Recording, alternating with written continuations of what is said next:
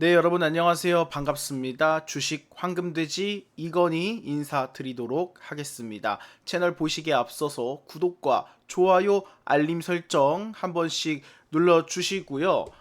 아마 이 소식을 보시고 많은 투자자분들께서 열이 받으셨을 겁니다. SK 하이닉스가 배당을 발표했는데 주당 375원이라는 상대적으로 굉장히 실망할 만한 0.02% 수준의 이러한 배당을 한다는 이야기가 나오면서 많은 투자자분들이 굉장히 비난을 강력하게 하고 있는 상태에 놓여 있습니다. 아울러서 현재 SK 하이닉스 주가가 코스피 주가를 짓누르면서 변동성을 어마어마하게 키워가면서 많은 개인분들의 이러한 심장을 졸이게 하고 아프게 하고 불안하게 하고 있다라는 관점으로 많은 분들이 이제 보고 계실 텐데요. 삼성전자 또한 그나마 최근에 흐름이 좋은 패턴도 있겠지만 결국에는 누가 보더라도 LTE 관점으로 앞으로 2년에서 3년가량 막대한 돈을 버는 이러한 기업들이 사실상 주가는 방치하고 있다는 느낌을 주고 있기 때문에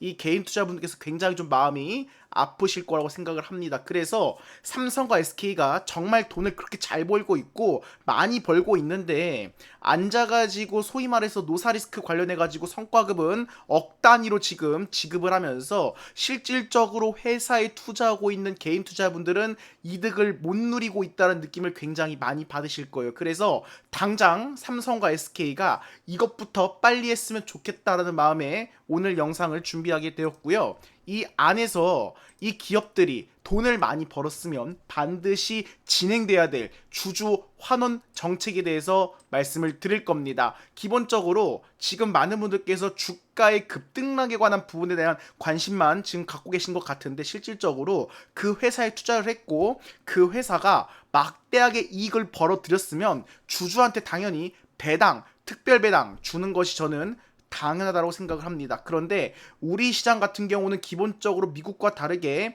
선진을 목표로 한다라고 하면서 실질적인 주주 환원은 다소 부족하다는 느낌을 받고 있어요. 그래서 여기에 대한 내용을 자세하게 다룰 거고요.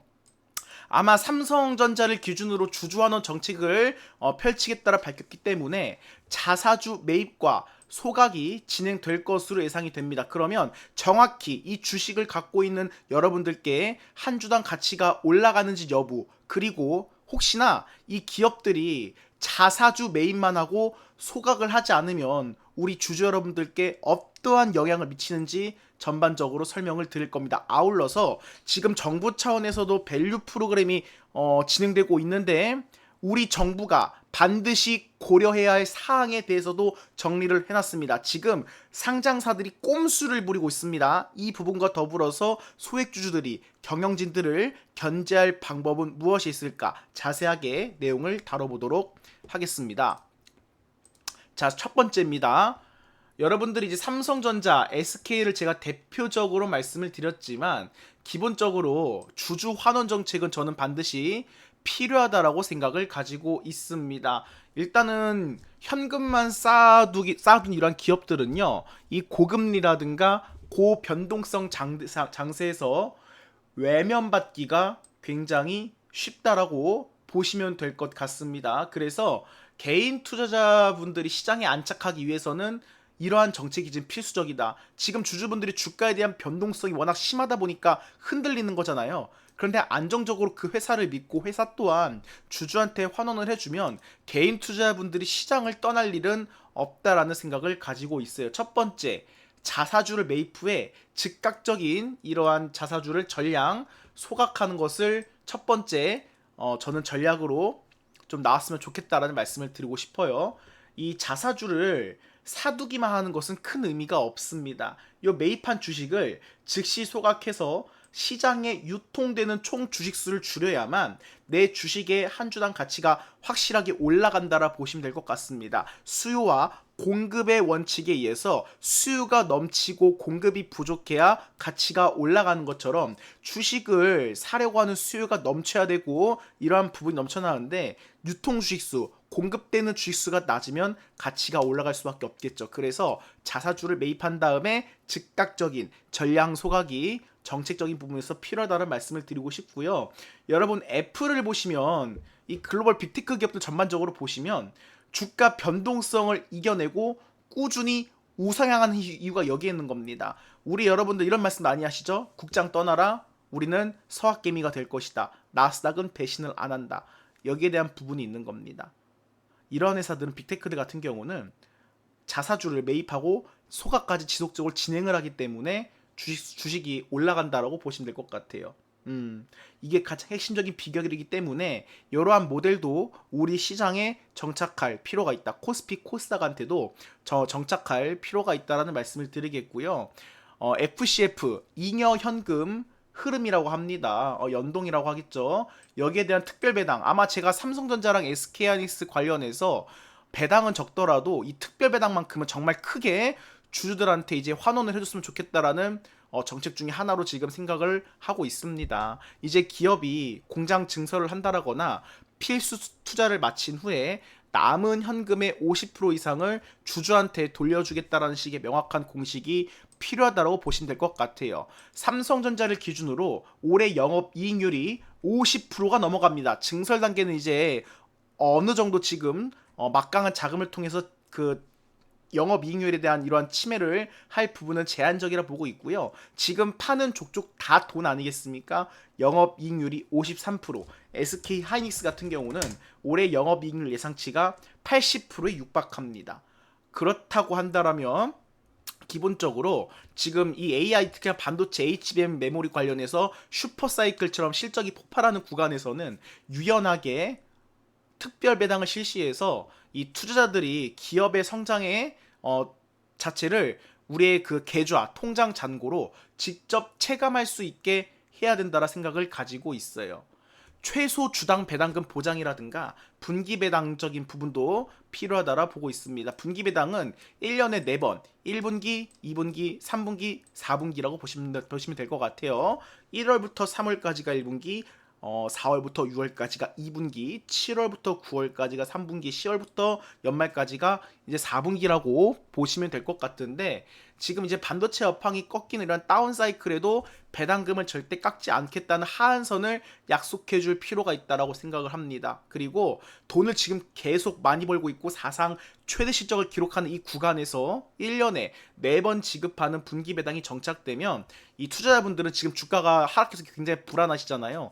이 분기 배당이 정착되면 주가가 하락하더라도 꾸준히 들어오는 현금 흐름을 믿고 버틸 수 있는 체력이 생길 수 있다는 것이겠죠. 그래서 이 세 가지 정책이 하루빨리 우리 시장에 정착을 한다고 한다면 개인 투자분들이 주가가 빠지더라도 최소한 덜 불안하지 않을까라는 생각을 가지고 있습니다. 넘어가서 기업의 이익 배분 방안 비교도 우리가 반드시 보셔야 됩니다. 기본적으로 이익이 발생했을 때 기업이 선택할 수 있는 자본 배치 방안들이 개인 투자들한테 어떠한 영향을 미치는지 제가 조금 이제 비교를 해 보았고요. 정책적으로 이제 보시게 되면 체감 효과 그리고 방어 기여도 제가 설명 포인트를 좀 정리해 놨어요.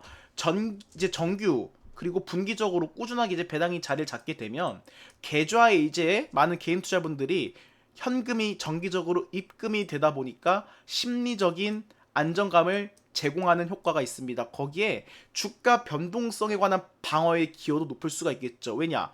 안정적인 배당 수익이 있기 때문에 투자자들의 이탈이 줄어들 수가 있습니다. 이 부분은 주가 하락을 방어할 수 있겠죠. 지금 뭐 단일 레버리지를 통해서 시장의 교란을 일으키고 회사 리스크가 아니라 종목 리스크가 아니라 시장 리스크로 지금 안 그래도 지금 짜증나 죽겠는데 이럴 때일수록 돈을 많이 버는 상장사들이 우리는 주주와 함께 간다. 이러한 믿음을 보여줄 필요가 있다라는 생각을 하고 있습니다.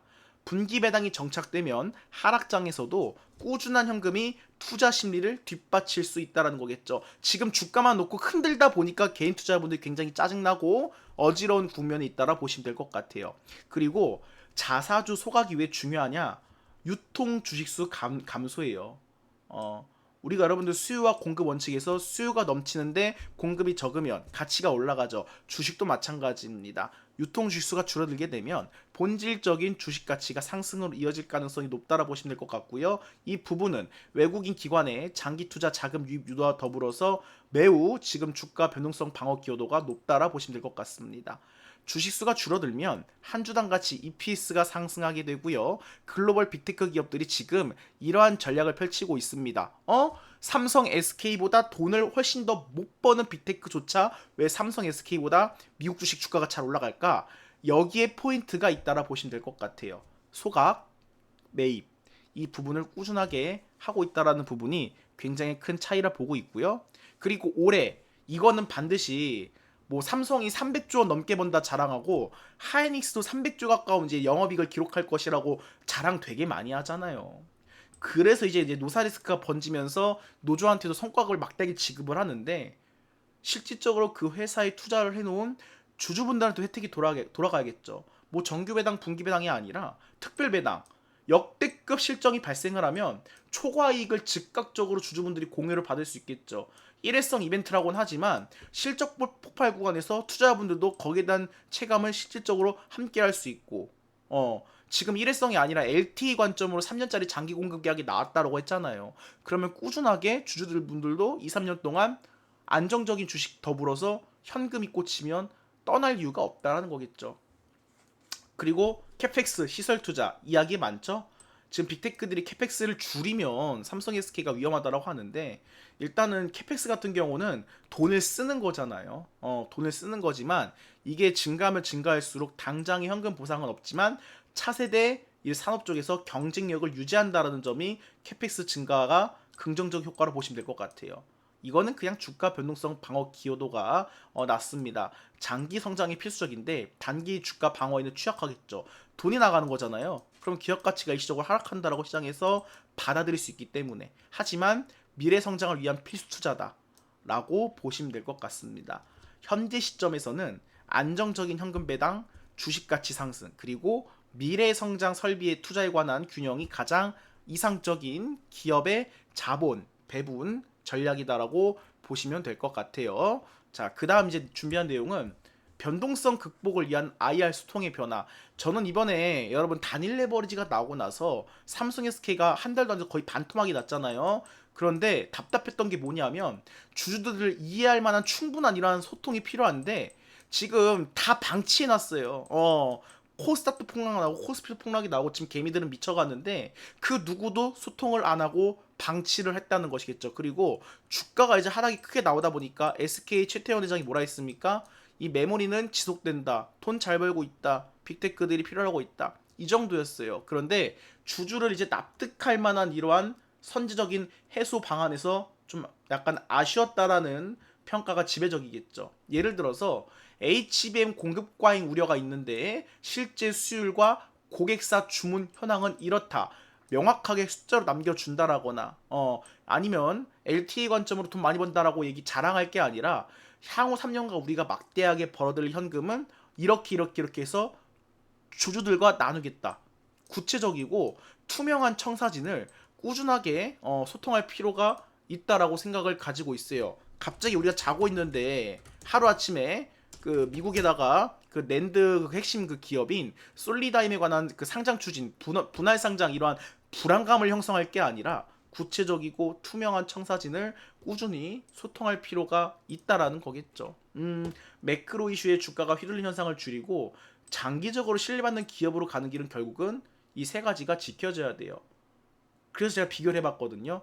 삼성전자랑 이제 SK하이닉스를 비교를 해봤는데 제가 여러분들 이제 SK하이닉스보다는 삼성전자를 더 좋게 보고 있다 말씀을 드렸던 것 같고 삼성은 이제 파운드리까지 가세하게 되면 내년, 내후년으로 갈수록 돈을 더 훨씬 많이 벌 거다라는 말씀을 드렸던 것 같아요. 배당 수익률 측면에서는요. 삼성전자가 SK하이닉스보다 꾸준히 높은 수준을 유지하고 있다라고 보시면 될 것 같습니다. 삼성전자 같은 경우는 매년 주당 1,400원대 이 정규 배당을 꾸준히 지급하고 있고요. 이 주가 변동의 차이는 있지만 보통 한 2% 내외 배당 수익률을 기록하고 있다라고 보시면 될 것 같아요. 매년 평균적으로 2% 넘게 찍히는 걸 보실 수가 있는데 이제 주가가 이제 하락하는 구간에서도 배당금이 고정되어 있다 보니까 배당 수익률이 주가를 방어하는 역할을 어느 정도는 수행하지 않을까라는 생각을 가지고 있어요. 그런데 하이닉스는 오늘 여러분들 되게 좀 실망을 많이 했습니다. 375원. 이건 아니잖아요.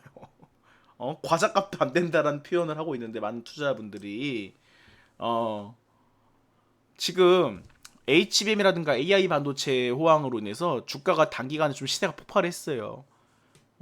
그렇다 보니까 시가 대비 배당금의 비율은 지금 0.02% 수준으로 아주 크게 낮습니다. 어, 그리고 이제 배당 성향 및 주주 환원 정책의 차이에 대해서 좀 언급을 했는데 일단 두 기업 모두 FCF 잉여 현금 흐름을 기반으로 배당 결정하겠죠. 근데 그 방식이 다르다고 보시면 될 것 같아요. 삼성전자는 일단은 기본적으로 안전성을 좀 중시하는 경향이 있습니다. 2024년, 2026년 이 주주환원 정책에 따라서 3년간 발생하는 잉여 현금 흐름의 50%를 환원하는 것을 원칙으로 해왔습니다. 가장 큰 특징은 일단 연간 9.8조 원 규모의 정규 배당을 최소한으로 지금 보장한다라는 점이겠죠. 예를 들어서 여러분들 2023년도에 이 삼성전자 실적을 보시면 일시적으로 주가가 하락하기도 했지만 영업이익이 완전 폭락했습니다. 2023년 기준으로 이 6조 5천억 지금 그 재고가 쌓이고 물량들이 엄청나게 쌓이면서 말도 안 되는 영업이익 확 줄었던 적이 있어요. 이때도 고정된 배당금을 지급하다 보니까 이제 이익의 배당 대부분을 배당으로 지출하다 보니까 배당 성향이 비정상적으로 높아졌다라 보시면 될 것 같아요. 그런데 하이닉스는 약간 현금 흐름 연동을 중시하고 있는데 원래 과거에도 300원 근데 이번에는 그렇게 돈을 10배 이상 벌었는데도 375원이거든요. 이게 기본이라 보시면 될 것 같아요. 잉여현금 5%를 추가 재원으로 활용해서 연말 결산 시 추가 배당을 실시한다고 합니다. 실적 대폭발 구간. 그러니까 올해 같은 경우는 연간 주당 이제 배당금이 2,424원까지 상승할 것으로 예상이 돼요. 막대한 시설 투자로 인해서 아마 지금 돈을 버는 만큼 계속 지금 증설하고 투자하고 있잖아요. 전반적인 배당 성향은 지금 보수적으로 낮다. 그러니까 삼성은 이제 안정성을 중시하다 보니까 배당이 조금 더 이제 안정에 기반을 보겠는데 최근에 뭐 호남 클러스터인가요, 여러분들? 거의 1,000조 원 가까운 투자를 발표한다고 하잖아요. 호남 클러스터뿐만 아니라 해외에서도 지금 이제 공장을 유치하고 계속 그냥 번 돈으로 더 투자가 들어가다 보니까 이 캐펙스 때문에 배당 성향이 보수적으로 좀 낮아지는 점이 있다라는 게 저는 좀 걸린다라는 부분이 있어요.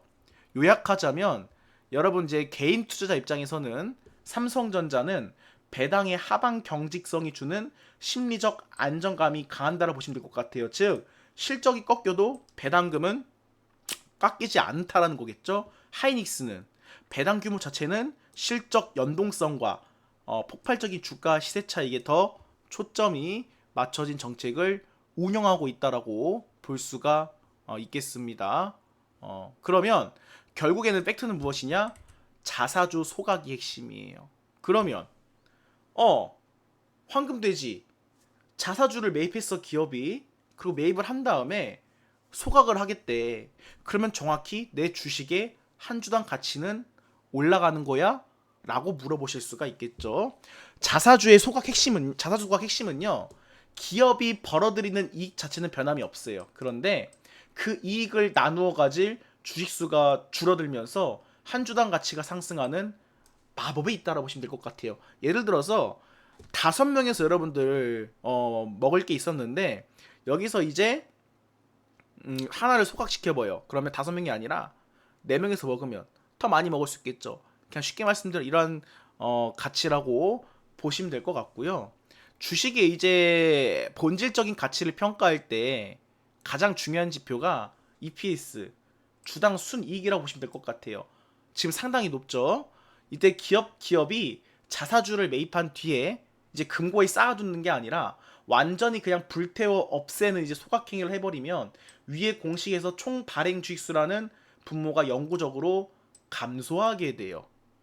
그러면 이 분자가 그대로인 상태에서 분모가 작아지므로 EPS 수치는 자연스럽게 커지는 효과가 있다라 보시면 될 것 같고요. 그리고 이제 이게 주가로 이어지는 파급 효과가 있겠죠.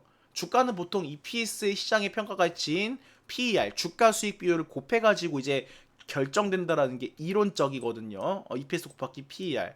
그러면 시장이 이 기업에 부여하는 프리미엄이 일정하다라고 가정을 하면 자사주 소각으로 EPS가 오르면 적정 주가도 정확히 그 비율만큼 상승해야 수학적으로 앞뒤가 맞는다라고 보시면 될 것 같아요. 총 주식수가 100주가 있대요. 100주가 있는데 만약에 순이익이 이 1,000원인 기업이 그 20주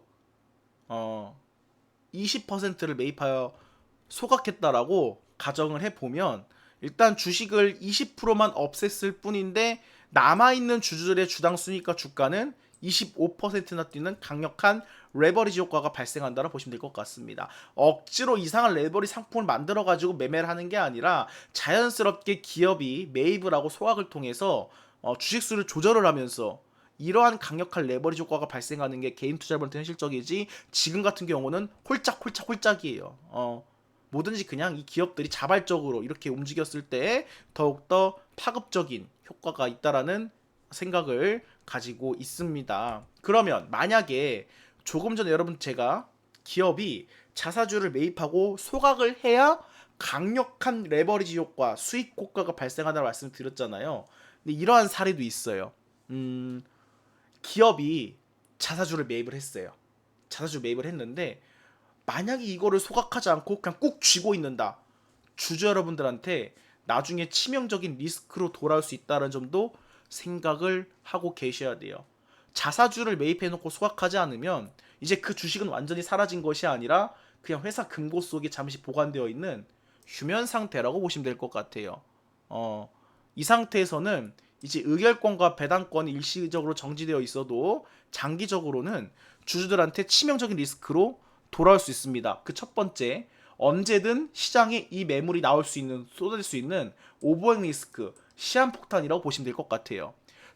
주식을 사놓고 소각을 안 했다? 일단 들고 있는 거잖아요. 근데 들고 있다가 안 그래도 분위기가 안 좋은데 이걸 다 던져버린다. 주주들은 그냥 그대로 마이너스 때려 맞는 거예요.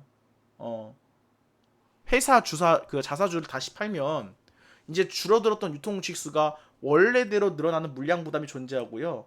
조금 전에 말씀드렸던 것처럼 그냥 막 던져버린다. 오버행 되는 거죠. 그래서 소각 없는 자사주 매입은 조삼모사에 불과하다. 여러분 그럼 특정 기업에서 자사주 매입을 하겠대요. 자사주 매입을 하는데 효과가 있는데 중요한 건 뭐다? 소각도 이루어지는 게 훨씬 더 좋은 거다라고 말씀을 드리겠고요. 그리고 대주주의 지배력 강화 수단으로 쓰여요. 이 자사주가.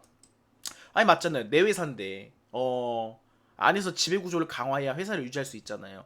그래서 이제 개인들은 등한시하고 결국에는 본인의 이러한 힘을 유지하기 위해서 자사주를 활용하는 부분도 있는데 이게 우리나라 주식시장에서 가장 고질적인 문제로 지적받는 부분이라 보시면 될 것 같아요. 기업이 이 지주회사랑 사업회사로 쪼개지는 인적 분할을 한다.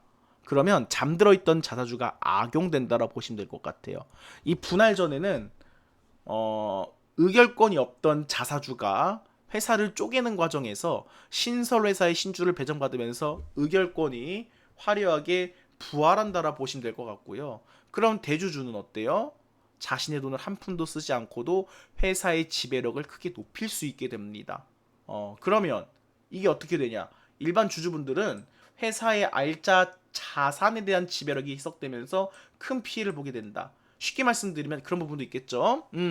이전에 LG화학의 주가 가치가 엄청났어요. 그런데 가장 핵심적인 캐시카우로 이제 기대를 받았던 배터리 사업 분야가 LG 에너지 솔루션으로 분리돼서 나갔죠. LG화학 주가 바닥을 꼬꾸라 쳤습니다. 그런 사례가 있고요. 이번 하이닉스 사례를 보시더라도 어떻습니까? ADR뿐만 아니라 ADR은 뭐 긍정적 효과가 있다고 하지만 이 낸드가 앞으로 적층으로 쓰는 HBF 시대가 올 건데 이것을 솔리다임 자회사를 미국에 상장시킨다? 그러면 SK하이닉스 안에 품어 있을 때 이 돈이 같이 합산이 되면 회사가 이제 이익이 커지는 건데 이거를 분리시킨대요. 그럼 당연히 시장에서는 악재로 받아볼 수 있겠죠. 그럼 그 주식을 들고 있던 개인 투자자분들은 어때요? 피해를 볼 수밖에 없는 구조라는 거예요.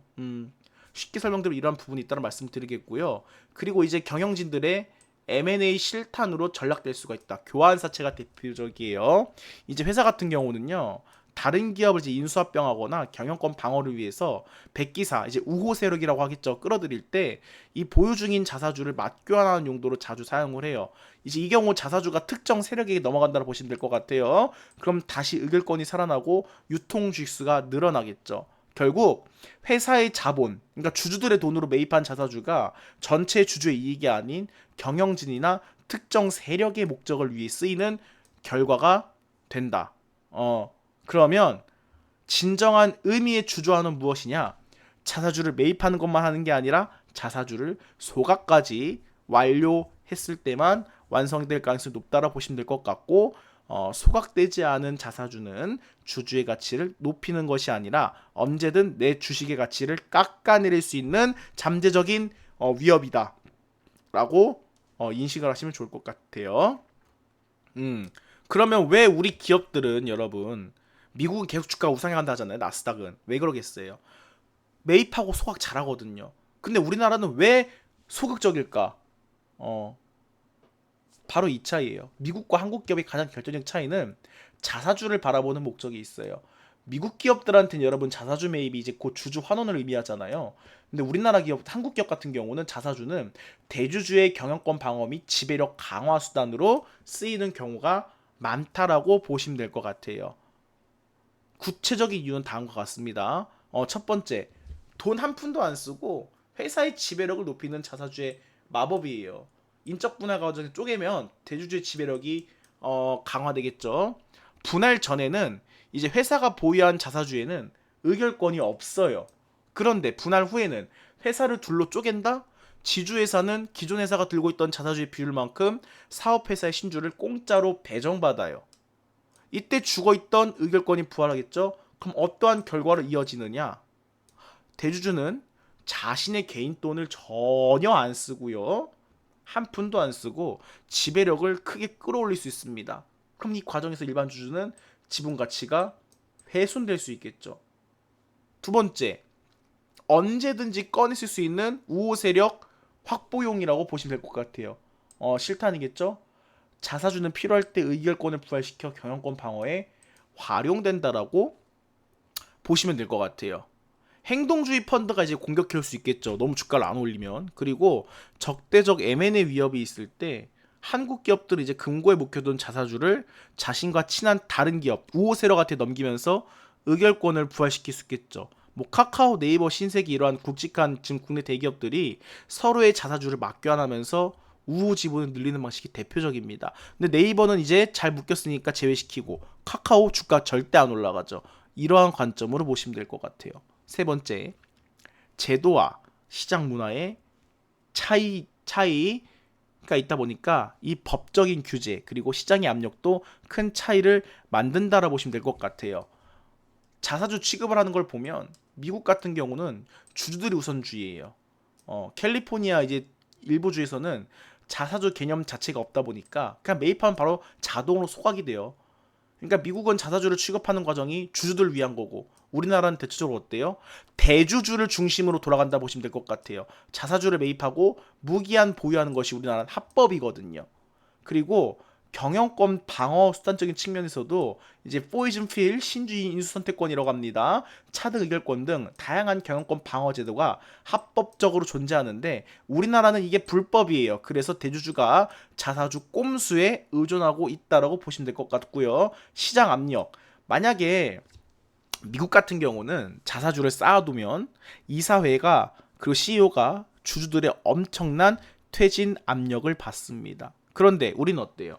우리 대한민국은 주주들의 목소리가 상대적으로 약하다 보니까 경영진에 대한 압박이 적다라 보시면 될 것 같아요. 그러니까 뭐 배째라 하는 거죠. 미국은 대주주 지분율이 낮아도 이제 경영권을 방어할 수 있는 다양한 합법적 장치가 있다고 보시면 될 것 같고요. 우리나라 어때요? 아침 드라마 보시면 아침 드라마 특별 단골 재료가 뭡니까? 지분 싸움이잖아요. 회사 뺏고 난리치고 그냥 가족끼리 싸우고 난리가 나잖아요. 우리나라는 이제 그런 장치가 부족하기 때문에 이 대주들이 회사 돈으로 산 자사주를 자신의 경영권 방패막이로 전락시키는 악순환이 반복되고 있다. 그럼 뭐다? 여러분들 자사주를 소각하지 않는 것은 주주환원이 아니다. 그래서 뭐 저 PBR 그리고 자사주를 많이 보유한 기업들이 작년에 주가가 많이 갔다라 보시면 될 것 같아요.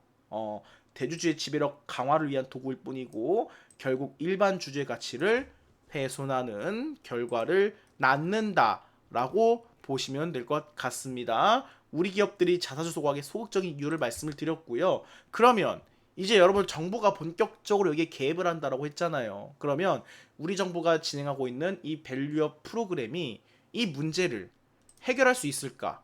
저도 궁금합니다. 그래서 좀 정리를 해봤고요. 이제 작년에 이제 여러분 이재명 대통령이 본격적으로 이제 정권을 잡으면서 기업 밸류업 프로그램을 강력하게 추진을 했잖아요. 그런데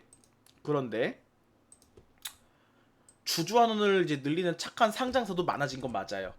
그런데 이 분위기를 지금 역이용하거나 제도의 맹점을 교묘하게 파고드는 꼼수 사례가 늘어나고 있습니다. 첫 번째, 자사주를 샀다고 이제 주들을 이제 환호하게 만듭니다. 그리고 뒤통수를 쳐버렸어요. 여러분들 H라는 회사가 있습니다. 주주 친화 정책으로 자사주 매입을 한 50만 주 넘게 진행을 했어요. 주가 상승했겠죠? 근데 소각은 16%만 소각하고 84%는 재단에 무상증여를 발표했습니다. 자사주를 재단에 넘기면 의결권이 부활하게 되고 이제 겉으로는 주주환원의 척이라고 하겠지만 실질적으로는 회사 돈으로 대주주의 지배력을 강화하고 있다는 거겠죠. 꼼수라는 비판이 집중되고 있고요. L사 여러분 L사 사례도 있어요. 생색내기용 찔끔 소각 그리고 예외 부분도 있어요. 지금 전체 발행 주식의 한 27.5%에 달하는 막대한 자사주를 보유하고 있습니다. 보시면 자사주가 이제 23.69%죠. 27%였다는 거예요. 자사주 비율이. 그런데 이제 밸류업 압박이 거세지다 보니까 한 5%만 소각합니다. 그리고 자사주 소각 원칙의 정관에 명시하면서 슬쩍 경영상 목적이라는 예외 조항으로 언제든 다시 자사주를 꺼냈을 수 있는 구멍을 확보를 해놨겠죠. 밸류업을 가장한 지배력 방어라는 비판이 있었고요. 그리고 이제 호재는 낮에, 악재는 퇴근 후에 이제 공시적으로도 꼼수를 피우는 것도 있었어요. 기판 관련주 중에 하나가 있는데 이제 자사주 문제는 아니지만 공시 제도를 악용해서 주주들의 공분을 샀던 적도 있겠죠. 이제 두 가지 안건, 뭐 시설 투자라든가 대규모 유상증자를 같은 날 동시에 결정해 놓고 이제 주가의 호재가 시설 투자는 주가에 호재가 되잖아요. 이제 물량이 넘치다 보니까 캐파가 이제 감당이 안 되니까 시설 투자 같은 경우는 이제 호재로 작용하는 경우가 대부분인데 이거는 장중에 이제 발표를 합니다. 시설 투자는 이제 그리고 주식시장이 완전히 문 닫잖아요. 밤 늦었을 때 5,500억 규모의 유상증자를 때려버리는 겁니다. 그럼 다음날 바로 개파락이 세게 나오겠죠. 장중에 호재 띄어서 주가 띄워놓고 악재는 시장이 닫힌 뒤에 공시를 하는 겁니다. 규정 위반은 피했지만 결국에는 투자자분들은 어때요? 하루아침에 갑자기 자고 일어나서 폭락을 때려 맞는 거죠.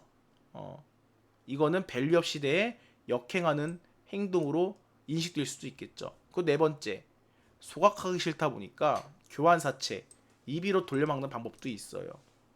최근 들어 급증하고 있는 약간 신종꼼수라고 해야 될까요? 자사주 소각이자 압박이 커지다 보니까 그냥 아예 그냥 보유하고 있는 자사주를 투자자에게 넘겨주기로 약속하고 돈을 빌립니다. 이렇게 이제 하면 자사주를 없애지 않으면서도 자금을 조달할 수 있겠죠. 그래서 이 밸류업 프로그램의 소각 요구를 합법적으로 회피하는 수단으로 악용되고 있다라는 논란이 있습니다. 정부가 이제 제도를 아무리 정비를 해도 이 기업 경영진이 주주 환원이라는 본질보다 경영권 방어에만 이제 매몰이 되어 있다면 이러한 교묘한 우회로는 계속 생겨날 수밖에 없다라고 보시면 될 것 같아요. 그래서 개인 투자분들은 기업이 자사주 매입을 했다고 했을 때 무작정 환호하는 게 아니라 반드시 매입 후에 즉각적인 전량 소각까지 명시되어 있는지 끝까지 의심하고 꼼꼼히 확인할 필요가 있다는 말씀을 전해드리고 싶습니다. 그러면 지금 계속 이제 밸류업 정책 보시면 지난 연도에 올라갔던 여러분들 저 PBR 밸류업 관련주들 보시면 주가 폭등했다가 다 지금 바닥까지 다시 빠졌어요. 꼼수가 나왔다는 거겠죠? 그럼 우리 정부가 밸류업 정책을 펼칠 때 반드시 고려해야 할 사항이 뭐가 있을까? 첫 번째, 자사주의 우회 처분을 원천 차단하는 겁니다. 뭐 재단 증여라든가 이러한 꼼수를 방지하는 거겠죠? 회사 돈을 매입한 이 자사주가 대주주의 사금고처럼 쓰이는 것을 막기 위해서 더 촘촘한 규제가 필요하다는 생각을 가지고 있어요. 첫 번째, 비영리 재단 그리고 특수관계인 무상증여 제한을 하면서 이제 재단 증여를 우회적 지배력 강화로 간주하고 엄격히 제한하거나 증여 시 의결권을 제한하는 법적 근거가 마련되어야 된다는 생각을 가지고 있습니다. 그리고 매입 후에 또 즉각 소각을 의무화하거나 이 비율을 지정해야겠죠. 그래서 반드시 소각하도록 의무화하는 방안을 고려했으면 좋겠다. 그럼 이렇게 된다고 한다면 대주주의 지배력 강화 수단으로 악용되는 것을 방지하고 진정한 주주 환원으로 유도할 수 있다라는 장점이 있겠죠. 두 번째, 모호한 예외 조항 금지시키고 과도한 자사주 보유를 제한하는 게 좋을 것 같아요. 소각 원칙의 실효성을 확보를 하고 자사주를 근거에 쌓는 행위를 규제해야겠죠. 예를 들어서 엘사 잠실에 있는 큰 타워를 가지고 있는 엘사 그 지주사가 소각 원칙을 세워놓고 뒤로 빠져나갈 구멍을 만드는 행위를 규제를 해야겠죠. 정관 내에 이제 핑계성 예외 조항 금지를 담아야 될 것 같아요. 경영상 목적이라든가 이사회 결의에 따라 자의적으로 해석 가능한 예외 조항을 밸류업에서 공시해서 배제해야 된다는 이러한 부분을 규제했으면 좋겠다는 말씀을 드리고 싶고요. 가이드라인을 강화해야겠죠. 그리고 자사주 보유 한도를 설정하는 겁니다. 어떤 식으로? 발행 주식수 일정 비율, 예를 들어서 한 10% 초과 하는 자사주에 대해서는 유예기간을 두고 강제 소각을 유도하거나 초과 보유 시 법인세 감면 혜택을 축소하는 등 금고에 주식을 쌓아두는 것 자체의 페널티를 주어야 된다는 생각을 가지고, 세 번째, 정보 비대칭을 악용한 꼼수 공시 처벌 강화. 기판 회사 중 하나가 어떻게 했습니까? 호재는 장중에 내보내면 주가를 띄워놓고 장이 마감되고 나서 이제 유상증자 5천억 원 넘게 때려버리면서 다음날 개파락 떨어지고 주주들 난리 났었어요. 동시공시를 의무화하는 겁니다. 같은 날 이사회에서 결의된 주요 안건이 시장에 미친 영향이 크잖아요. 그래서 반드시 시차를 두지 않고 동시에 공시하는 부분, 그리고 고의적 지연 올빼미 공시 페널티를 강화하는 겁니다. 장 마감 후 또는 주말 직전 악재를 슬쩍 공시하면서 이른바 올빼미 공시를 하거든요. 이 반복되는 기업에 대해서는 불성실 이제 공시 법인 지정 기준을 낮추고 과징금을 대폭 상향해야 될까요? 그리고 이비 교환사채 편법 발행을 규제하는 방법도 있겠죠. 이게 지금 신종 꼼수거든요. 만약에 자사주 기반을 통해서 이비 발행 시 엄격한 소명을 요구하는 거죠. 의무화시키거나 공시를. 그리고 소액주주의 동의 절차를 도입을 검토하는 겁니다. 맞잖아요. 주주들 앉아서 피만 볼 수는 없잖아요. 그래서 이 부분을 동의하는 절차를 검토를 하게 되면 경영진의 독단적 의사결정 그리고 견제 및 소액주주의 권익이 보호가 강화될 수 있다라는 부분으로 작용을 한 것 같아요. 그래서 선순환적 밸류업 생태계 구축하는 것이 지금은 무엇보다도 중요한 시점이다 라는 말씀을 드리겠고요. 이제 그렇다면 지금 이제 주주분들 많이 방치돼 있잖아요. 아예 없는 건 아니에요. 물론 이제 현실적인 무기라고는 하지만 가능성은 낮더라도 설명을 드리는 게 맞다라고 말씀을 드리고 싶고요. 주주 제한권 3% 이상, 상장산 6개월 보유 시 1% 이상. 그래서 중요한 거를 주주 제한권을 이제 할 수 있는 권한을 주는 것도 중요하다라는 말씀을 드리고 싶고요. 그리고 회계장부 열람 등사 청구권이라고 해야 될까요? 이것도 중요할 것 같아요. 왜냐하면 회사의 돈 흐름이 수상하거나 대주주의 이러한 횡령 배임 의심될 때 회사의 디테일한 회계장부를 까보자고 요구할 수 있는 권리겠죠. 아마 경영진을 심리적으로 가장 강하게 압박할 수 있는 수단 중 하나라 보시면 될 것 같아요. 그리고 전자투표 및 의결권 위임적인 부분도 있겠죠. 한 주만 있어도 가능해요. 이 부분은 총참석 열어도 오케이. 전자투표 위임장으로 안건의 찬성 반대 표결. 그러면 이제 회사가 함부로 움직일 수가 없겠죠. 그리고 두 번째로는 경영진한테 직접적인 타격을 주는 법 조치가 있는데, 근데 이거는 뭐 법인으로 엮여 있기 때문에 그냥 배째라면 현실적으로 주주모델 할 수 있는 방법들이 많이 없어요. 그냥 참고만 하셨으면 좋겠고요. 이제 그다음 할 수 있는 게 뭐 집단 행동이겠죠. 요새 플랫폼 잘 돼 있잖아요. 의결권을 모으거나 아니면 흩어진 개인들의 지분을 모아서 3% 이상 확보가 되면 강력한 권리가 확보가 됩니다. 그럼 주주 제한, 감사 선임 등 공동행동이 가능하다는 점. 그리고 트럭 시위 신문 광고 지금 하고 있죠. 어, 경영진이 이렇게 집단 행동을 통해서 압박하는 방법도 있다라는 말씀을 드릴게요. 어, 권리를 아는 주주가 회사를 바꾸고 시장의 가치를 높인다라 보시면 될 것 같아요. 제가 오늘 영상을 이제 삼성전자 SK하이닉스로 포커스를 맞춘 이유가 아마 우리 시장에서 개인 투자분들이 가장 많이 갖고 있는 주식이기 때문에 이러한 말씀을 드릴 수 있는 것 같고요. 그렇다면 아울러서 어떻게 하셔야 된다?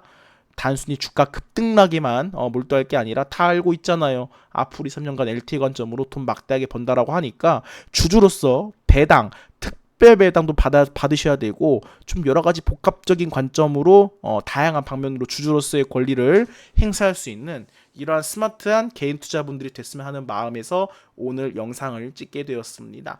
유익하셨다고 한다면 채널 구독과 좋아요, 알림 설정 한 번씩 꼭 눌러주시고요. 주식 황금돼지는 여기서 물러가도록 하겠습니다. 시청해주셔서 감사드립니다.